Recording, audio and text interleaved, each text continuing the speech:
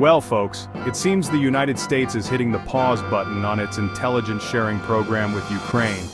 This move has certainly raised a few eyebrows and left many wondering what's next in this geopolitical drama. Like that friend who needs a break from your relationship drama, Uncle Sam says, "Give me some space." It's as if the US is saying, "I need to clear my head before we can continue this conversation." This unexpected turn of events has left Ukraine feeling a tad vulnerable, like showing up to a staring contest with one eye closed. Imagine being in a high-stakes game and suddenly realizing your teammate has left the field. The official line is that this intelligence timeout is linked to the stalled peace talks. Diplomats are sitting at the negotiation table, shaking hands reluctantly, and trying to keep a straight face while the tension in the room is palpable. Apparently, withholding intel is the diplomatic equivalent of a parent taking away your phone until you clean your room. It's a classic move to enforce discipline and get things back on track. It's all a bit messy, really. The situation is like a cluttered desk with papers strewn everywhere, and everyone involved is trying to make sense of the chaos. And let's be honest, peace talks with Russia often feel like trying to reason with a grumpy cat. You might get somewhere, but you'll probably end up scratched. The diplomats are like frustrated pet owners, trying to soothe an agitated feline that just won't cooperate. In the grand game of international relations, every move is calculated, and every pause is strategic. The US is contemplating its next move on the chessboard, weighing the potential outcomes and risks.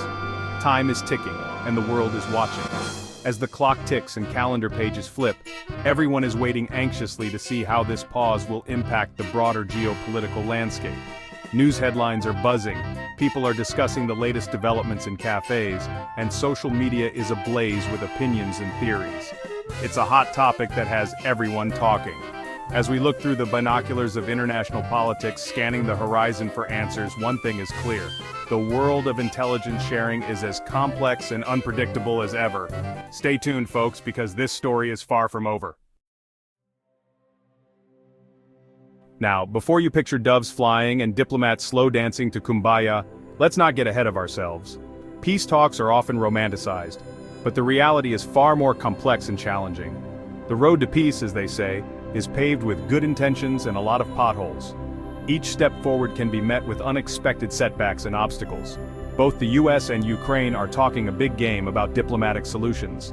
They make grand statements and promises, but the execution is where the real challenge lies. It's like watching a couple try to convince you they're totally fine while their relationship crumbles around them. The facade of unity often hides deeper issues that need addressing. President Zelensky is trying his best to smooth things over with the US.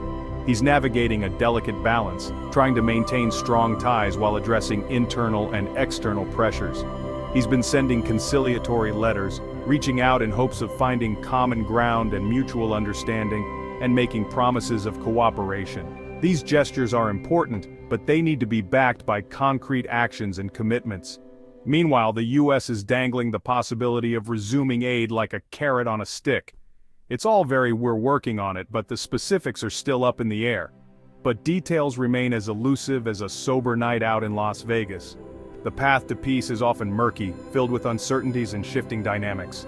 Only time will tell if these efforts will bear fruit or if they are just another pie in the sky. Okay, let's get real for a moment. The chance of a quick and easy peace deal is about as likely as finding a unicorn riding a bicycle while juggling chainsaws. It's not impossible, just highly improbable and slightly terrifying. The fact is, Russia has shown all the flexibility of a brick wall when it comes to negotiations. They've made demands that would make even the most seasoned diplomat raise an eyebrow. Giving up territory, downsizing the military, embracing neutrality under a new government. It's less of a peace proposal and more of a surrender, or else note scribbled on the back of a napkin. Seeing in the dark.